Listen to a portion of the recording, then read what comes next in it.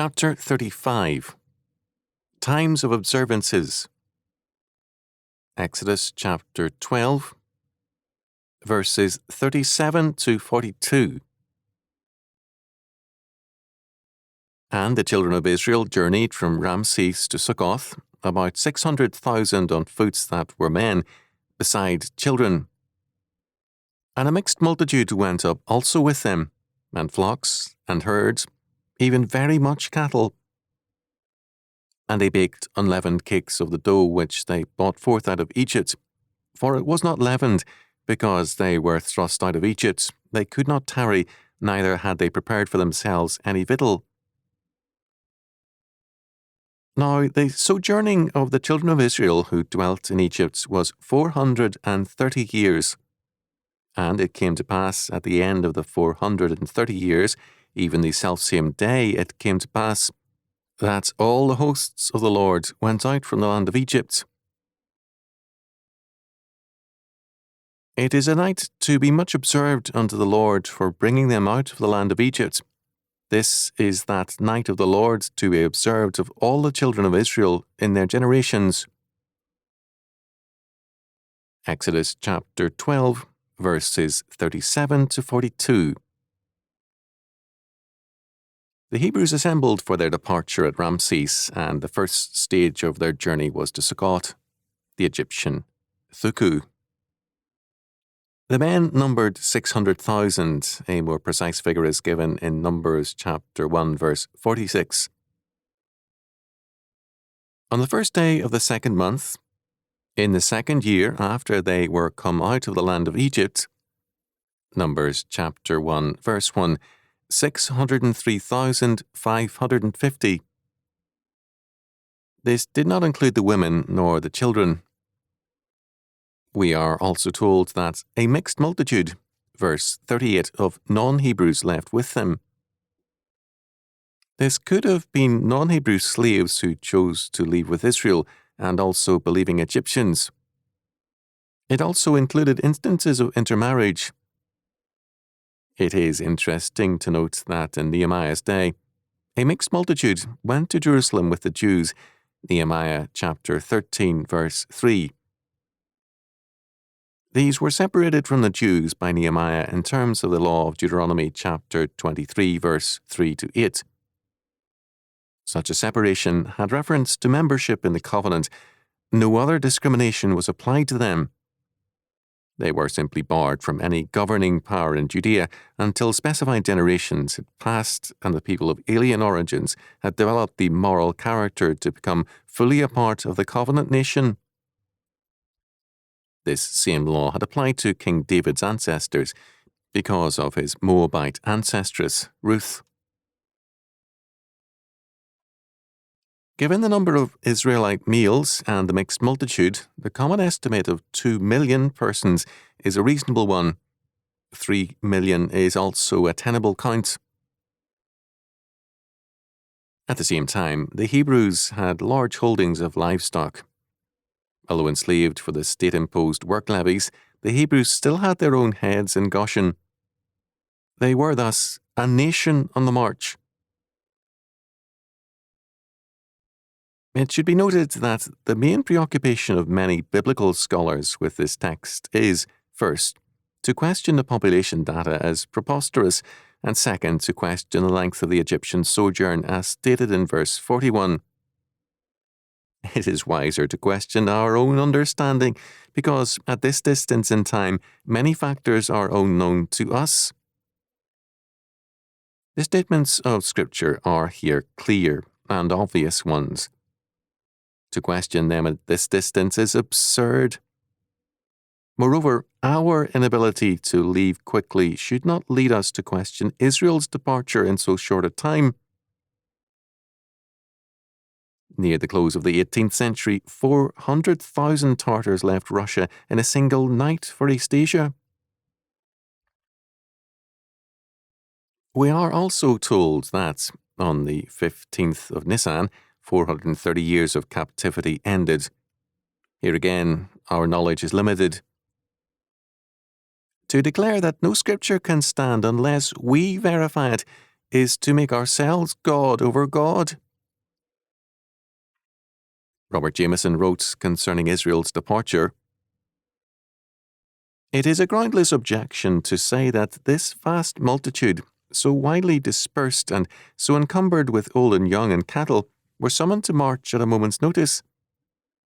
They had been fully apprised of their approaching release immediately after the return of Moses to Egypt." Chapter 4, verses 29 to 31. Every successive plague awakened brighter hopes, and they were led, in prospect of the last awful judgment, to make active preparations for the journey. Chapter 11, verse 2. So that, so far from being taken by surprise, the entire Hebrew population were in the attitude of eager expectation for the signal to depart. To leave so quickly meant all kinds of inconveniences and problems. Calvin observed that God's blessings are always accompanied by some inconvenience, so that the souls of the devout will not be spoiled by too much pleasure.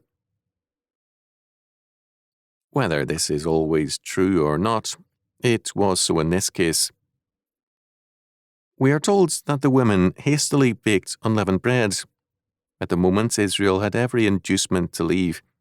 There is clear-cut evidence that those who left, both Israelites and non-Israelite, were not godly in the main, and hence that generation perished in the wilderness.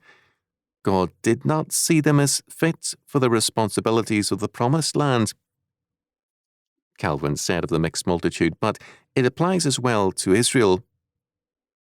But if any should think it absurd that ungodly men, with no better hope before them, would voluntarily forsake a rich and convenient habitation in order to seek a new home as wanderers and pilgrims, let him recollect that Egypt had now been afflicted by so many calamities that by its very poverty and devastation it might easily have driven away its inhabitants. A great part of the cattle had perished, all the fruits of the earth were corrupted, the fields were ravaged and almost desert. We need not therefore wonder if despair should have caused many sojourners to fly away, and even some of the natives themselves.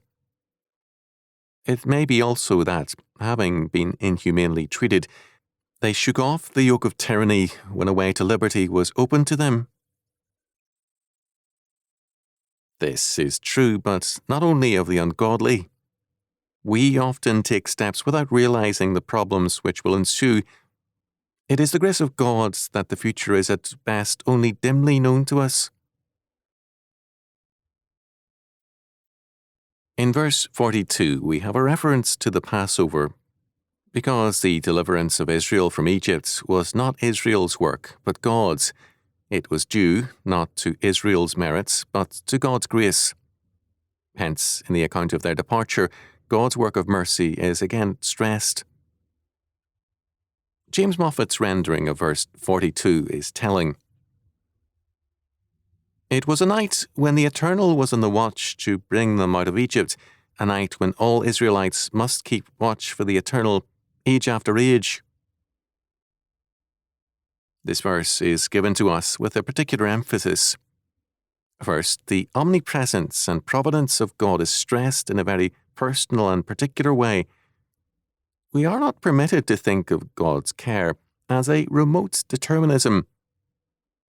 The totally personal, triune God is a very present help in time of need, and also when we are not aware of any needs. In the words of James Russell Lowell, 1845, behind the dim unknowns standeth God within the shadows, keeping watch above his own. Secondly, we are told of the Passover that it is a night when all Israelites must keep watch for the Eternal, age after age. The latter part of this verse is rendered by the Berkeley version, the Israelites shall keep watch in the presence of the Lord. We also have these readings.